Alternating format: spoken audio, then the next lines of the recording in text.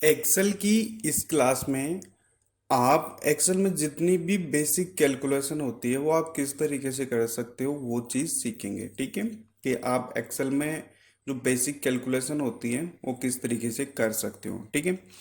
और अगर आपको एक्सेल बिल्कुल भी नहीं आता तो भी आप इस क्लास को पूरा देखना, आपको बहुत कुछ समझ में आएगा।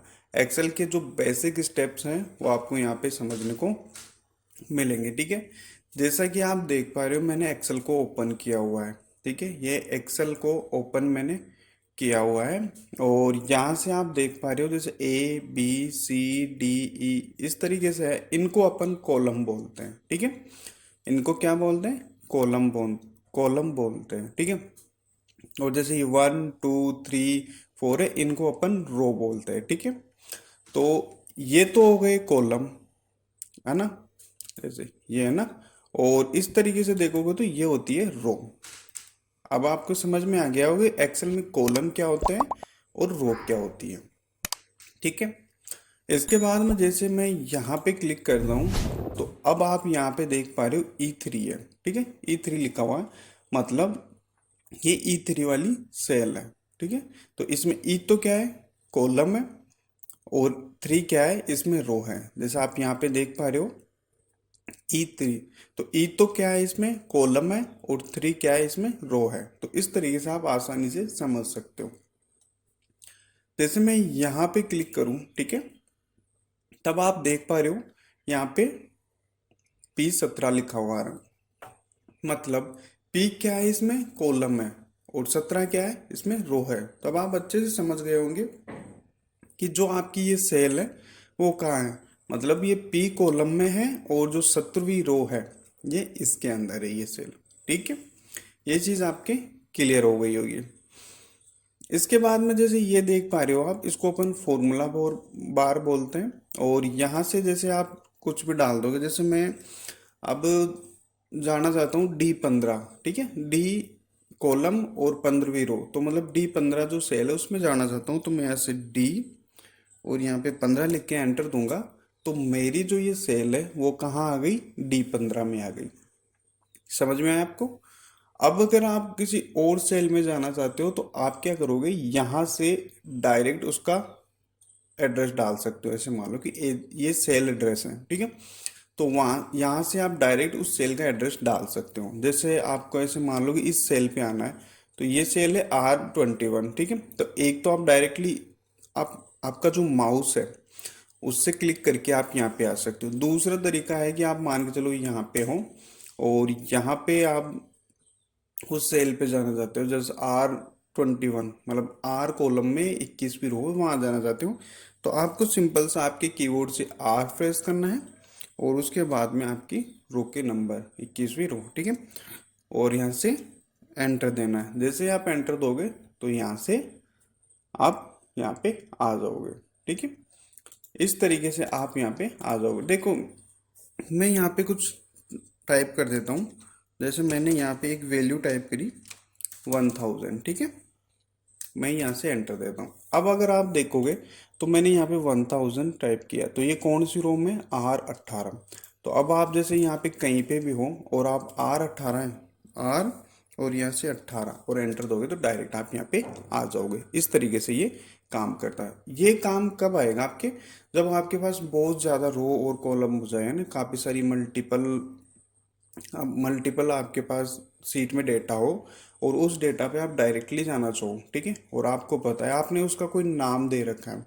ठीक है, जैसे मैं यहाँ पे डाल दूंगी सेल टोटल। ठीक है, तो आप इसको एक नाम दे के भी यहाँ से फिर सेल टोटल सर्च करोगे तो वो आप डायरेक्टली यहाँ पे आ सकते हो। वो चीज़ आप किस तरीके से करते हो आप आगे आने वाली जो क्लास होगी उनमें सीखोगे। ठीक है, ये चीज़ तो आप सीख गए कि इसमें रो क्या होती है, कॉलम क्या होते हैं, सेल क्या होती है, और डायरेक्ट आप किसी भी सेल में किस तरीके से जा सकते हो।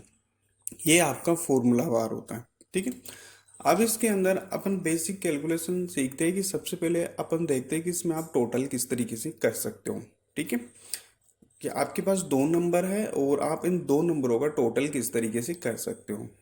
तो इसके लिए आपको क्या करना पड़ेगा? जैसे मैं यहाँ से दो नंबर ले लेता हूँ, यहाँ पे 40 ले लेता हूँ और यहाँ पे मैं 50 ले लेता हूँ। ठीक है, और मैं क्या करूँगा, यहाँ से इन दोनों का टोटल करना चाहता हूँ, ठीक है। यहाँ से ये 40 है, 40 है मेरा S10 में, और ये 50 है मेरा I10 में, ठीक है। तो अब मैं यहाँ से इनका टोटल करना चाहता हूँ। तो इसके आपके पास दो तीन तरीके होते हैं, ठीक है, दो तरीके होते हैं ऑलमोस्ट। एक तो आप इसको फॉर्मूले के जरिए कर सकते हो कि एक्सेल में कोई भी फॉर्मूला, मतलब सॉरी, सम का फॉर्मूला यूज करके आप इसका टोटल कर सकते हो, ठीक है। दूसरा तरीका होता है आप डायरेक्टली इसको टोटल कर सकते हो, ठीक है। देखो, किसी भी चीज़ का अगर आपको टोटल करना है, या फिर उसको मल्टीप्लाई करना है, या उसको सब डिवाइड करना है, या फिर उसको सब्सट्रैक्ट करना है, तो आपको क्या होता है कि फॉर्मूला अप्लाई करना पड़ता है, ठीक है। और एक्सेल के अंदर कोई भी कैलकुलेशन अगर आप करते हो, ऑलमोस्ट आप कोई सी भी कैलकुलेशन करते हो, तो इसके लिए आपको इक्वल्स टू का यूज़ करना पड़ता है, ठीक है। जैसे आप इक्वल्स टू लगा सकते हो, तो इसके बाद में आप उसके आगे की कैलकुलेशन कर सकते हो कि आप उसको ऐड करना चाहते हो, उसको डिवाइड करना चाहते हो, मल्टीप्लाई करना चाहते हो, या एवरीथिंग जो कुछ भी आप उसमें करना चाहते हो, या फिर आप कोई फॉर्मूला अप्लाई करना चाहते हो, तो आपको इक्वल्स टू तो लगाना है, ठीक है। इसके बाद में आप यहाँ पे एक बार क्लिक करना। जैसे ही आप इक्वल्स टू लगा दोगे, तो इसके बाद आपको जैसे इस सेल का और इस सेल का टोटल करना है, तो मैं एक बार इस सेल पे क्लिक करूंगा, ठीक है, S10। और इसके बाद में आप यहाँ से प्लस लगा सकते हो। और इसके बाद में जैसे आपको इस सेल का टोटल करना है, तो आप यहाँ से इसको सेलेक्ट करो, और इसके बाद में आपको क्या करना है, यहाँ से एंटर देना, आपके कीबोर्ड से एंटर देना है। अब आप देखोगे कि यहाँ से इन दोनों का क्या हो चुका है, टोटल हो चुका है। अब अगर आप देखो, यहाँ पे अपन ने इस सेल का रेफरेंस दिया S10, ठीक है। अपन ने यहाँ पे 40 वैल्यू नहीं डाली है, यहाँ पे अपन ने क्या किया है, सेल का रेफरेंस दिया है। सेल का रेफरेंस देने का सबसे बड़ा जो अपने को बेनिफिट होता है, वो ये होता है कि अगर फ्यूचरली आप उसमें कुछ भी मॉडिफाई करते हो, उस रेंज में कुछ भी चेंजेस करते हो, तो फिर वो क्या होता है कि जहाँ जितनी भी कैलकुलेशन होती है उसमें ऑटोमेटिकली हो जाता है, ठीक है। देखो, मैं एक बार यहाँ से एंटर देता हूँ। इसके बाद में एक बार यहाँ से डायरेक्ट इनका कैलकुलेशन करता हूँ, इक्वल्स टू यहाँ से 40 प्लस 90, और यहाँ से मैं एंटर दे, सॉरी ये फॉल्स आ गया क्योंकि मैंने गलत फॉर्मूला अप्लाई किया है। 40 प्लस 90, और यहाँ से मैं इसको एंटर दे लेता हूँ, सॉरी 1 मिनट, 40 इंटू 50 है वो, ये लो, ठीक है। अब आप देख पा रहे हो कि दोनों में जो रिजल्ट है वो सेम है। देखो, यहाँ पे भी 90 है, यहाँ पे भी 90 है, लेकिन अब यहाँ पे अपन ने क्या किया है कि डायरेक्ट वैल्यू डाली है, ठीक है। और यहाँ पे अपन ने क्या किया है कि उस सेल का रेफरेंस दिया है, ठीक है। यहाँ पे आपने वैल्यू डाली है, और यहाँ पे आपने उस सेल का रेफरेंस दिया है। देखो, अब यहाँ आपको तो पता ही था कि यहाँ पे 40 है, यहाँ पे 50 है, तो डायरेक्ट कैलकुलेट कर ले। अब फ्यूचरली अगर यहाँ पे कुछ वैल्यू चेंज करें आप, ठीक है, मैं यहाँ पे 40 की जगह यहाँ पे 40 ऐड कर देता हूँ, और अब एंटर देता हूँ, ठीक है। तो आप देख पा रहे हो कि जहाँ आपने सेल का रेफरेंस दिया है, देखो यहाँ पे 98 में आपने क्या किया था, सेल का रेफरेंस दिया था, तो ये वैल्यू क्या हो गई, चेंज हो गई। लेकिन यहाँ पे आपने क्या किया था, डायरेक्ट वैल्यू यूज करी थी, तो ये वैल्यू चेंज नहीं होती है। तो इस तरीके से अगर आप एक्सेल में कोई भी कैलकुलेशन करते हो, तो आपको क्या करना है, वहाँ पे सेल का रेफरेंस देना है, डायरेक्ट वैल्यू नहीं करनी है। क्योंकि अगर आप कुछ भी चेंज करोगे ना, तो फिर उसमें चेंज नहीं हो पाएगा। आई थिंक ये चीज़ आपकी क्लियर हो गई होगी। तो ये तो सीखा आपने, ठीक है। इसको प्लस करना, मैं यहाँ पर प्लस का साइन लगा देता हूँ। अब एक मिनट, ठीक है। अब अपन यहाँ से माइनस करते हैं, सेकंड करते हैं अपन माइनस के दो वैल्यूज को बीच में हम माइनस किस तरीके से करते हैं। जिस तरीके से आपने प्लस किया है, उसी तरीके से आप इसको माइनस भी कर सकते हो, ठीक है। तो इसके लिए आपको क्या करना पड़ेगा, इक्वल्स टू, और फिर इस सेल को सिलेक्ट करो, और इसमें से कौन सी वैल्यू आपको घटानी है उसको सेलेक्ट करना, ठीक है। माइनस का चिन्ह आपको अप्लाई करना है, जैसे ये वैल्यू, फिर माइनस, और यहाँ से 50, और इसके बाद में आपको यहाँ से देना एंटर। देखो, 48 में आप 50 जाएंगे तो माइनस के दो बचते हैं, ठीक है। तो इस तरीके से आप माइनस कर सकते हो। अब आता है मल्टीप्लाई। तो मल्टीप्लाई करने के लिए भी सेम मेथड आप यूज कर सकते हो। आपको कीबोर्ड से इक्वल्स टू लगाना है, ठीक है। अब इक्वल्स टू के लगाने के बाद आपको फर्स्ट वैल्यू सेलेक्ट करनी है इस तरीके से, ठीक है।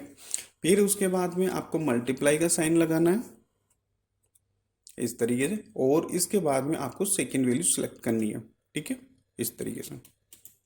ये दोनों आपने सेलेक्ट कर ली। अब आपको क्या करना है, यहाँ से एंटर देना, तो इन दोनों का मल्टीप्लाई होके आपको मिल जाएगा। देखो मल्टीप्लाई में आप मल्टीपल वैल्यू यूज कर सकते हो। जैसे अगर और वैल्यू हो, जैसे यहाँ पे मैं 20 ले लूँ, और अब आपको 20 को भी मल्टीप्लाई करना है, तो आप क्या कर सकते हो, यहाँ से मल्टीप्लाई का साइन लगाना और इस 20 को भी सिलेक्ट कर लेना, और इसके बाद आप एंटर देना, तो ये इसका मल्टीप्लाई भी होके आ जाएगा। ये वैल्यू 1, वैल्यू 2 और वैल्यू 3, तो इन तीनों का मल्टीप्लाई होके आपको मिल गया। इस तरीके से आप क्या कर सकते हो, मल्टीप्लाई कर सकते हो। अगला आता है कि आप डिवाइड किस तरीके से कर सकते हो, ठीक है। एक मिनट, ठीक है। अगली जो चीज़ आती है उसमें आता है डिवाइड करना। एक मिनट, ये इसमें क्या होता है कि ये डिवाइड का साइन काम नहीं कर रहा है, तो मैं इसको डिव लिख देता हूँ। तो यहाँ से आपको डिवाइड किस तरीके से कर सकते हो, जैसे मैं यहाँ पे एक वैल्यू लिखता हूँ, मैं यहाँ पे डालता हूँ 120, और इसके बाद में यहाँ पे डालता हूँ मैं 12, एंटर, ठीक है। अब मेरे को 120 को डिवाइड करना है 12 से, तो मैं क्या करूँगा, यहाँ से इक्वल्स टू के बाद में यहाँ से 120 को सेलेक्ट करूँगा, और मेरे को डिवाइड करना है तो मैं डिवाइड का साइन का यूज़ करूँगा इस तरीके से, और इसके बाद में मैं यहाँ से 12 और यहाँ से मैं एंटर दूंगा। तो अब देख पा रहे हो आप, इस तरीके से आप डिवाइड कर सकते हो, ठीक है। ओ तो आपने सीख, एक्सेल के अंदर आपने ऐड करना, सब्सट्रैक्ट करना, मल्टीप्लाई करना और डिवाइड करना, ये तीनों बेसिक तरीके से तो आपने सीख लिए, ठीक है। अब आप इनको फॉर्मूले के जरिए सीखते हैं कि आप फॉर्मूले के जरिए किस तरीके से कर सकते हो, ठीक है। सबसे पहले अपन सीखते हैं प्लस वो ऐड करना, ठीक है। तो यहाँ से मैं इस पर क्लिक करता हूँ। देखो आपको अगर ऐड करना है किसी भी वैल्यू का, टोटल करना है, तो आपको एक फॉर्मूला यूज करना होता है, उस फॉर्मूले का नाम होता है सम, ठीक है। तो इसके लिए आप यहाँ से क्लिक करें, क्लिक करने के बाद आपको SUM सम लिखना है, और आपको आपका जो कीबोर्ड है वहाँ से टैब देना है। जैसे आप टैब दोगे तो इस तरीके से आप सम कर सकते हो। इसके बाद में यहाँ से आप वैल्यू 1, ठीक है, फिर यहाँ से कोमा वैल्यू 2, कोमा वैल्यू 3, और यहाँ से एंटर दे सकते हो। ये तो होता है एक तरीका, ठीक है। इसमें क्या होता है कि अगर बहुत ज़्यादा नंबर हो तो अपने को बहुत ज़्यादा टाइम लग जाता है, तो इतना कुछ अपने को करने की ज़रूरत नहीं होती। इसके लिए आप क्या करोगे, इक्वल्स टू लो, और यहाँ से सम सम लिखा, कीबोर्ड से आपको टैब प्रेस करना है। टैब प्रेस करने के बाद आपको क्या करना है कि इस पूरी रेंज को सिलेक्ट करना है। यहाँ पे क्लिक करो एक बार। आपका जो कीबोर्ड है उसमें से आपको शिफ्ट दबाना है, और शिफ्ट दबाने के बाद इधर वाली एरो इस तरीके से, और इसके बाद आपको कुछ नहीं करना, सिंपल सा एंटर देना है, तो आपका टोटल आ जाएगा, ठीक है। इस तरीके से आप टोटल कर सकते हो सम फंक्शन यूज करके। अब सम फंक्शन यूज करके आप अपन उसमें डिवाइड वो माइनस करना सीखते हैं। तो इसके लिए आपको क्या करना है, इक्वल्स टू लगाना है और सम लिखना है, और आपके कीबोर्ड से आपको टैब देना है, ठीक है। टैब देने के बाद आपको क्या करना है कि आपकी जो फर्स्ट वैल्यू है उसको सेलेक्ट करो।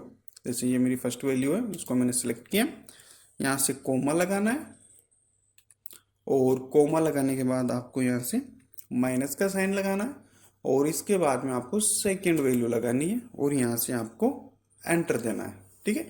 तो इस तरीके से आप क्या कर सकते हो, उसको माइनस कर सकते हो, ठीक है।